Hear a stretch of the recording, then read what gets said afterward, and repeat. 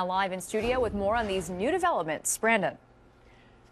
Story tonight, the Finance Committee unanimously approved the settlement for the two men. They were asking for more than $25 million after they say one of the city's officers were targeting young men and using excessive force during arrest. The city attorney says settling these cases for less than $12,000 made financial sense.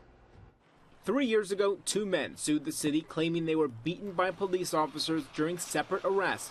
In part, they claimed the city targeted men between the ages of 20 and 30. Much of the case was later tossed, but claims of excessive force remained as the case headed to trial. We had outside counsel in this matter, which would have cost us anywhere between $10,000 to $15,000 to go to trial. With two trials, we were looking at least $20,000 to $30,000. And we were able to get rid of two civil rights lawsuits in federal court for $11,500, which is really unheard of, which I think speaks to the merits or the lack thereof of the case. Under the terms of the settlement, the city isn't required to admit any wrongdoing. A police spokesperson says the primary officer accused, Brandon Sipperly, remains on the force. We fully support the actions of the officers. I have spoken with one of the officers who was involved in this and was named.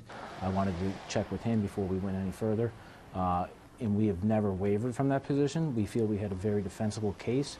Had this gone to trial, we were very confident in the success that we would have had. This represents just one of a handful of claims the city faces each year. Silverman says each one is evaluated in the interest of taxpayers. We look at each case individually. You know, there's some cases where there does appear to be real liability, and we look at those cases differently than we would, for instance, this case. This was a case, like I said before, we really felt we had a very defensible case.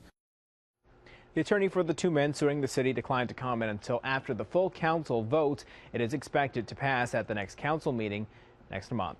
Live in studio, Brandon Lewis, CBS 6 News at 10.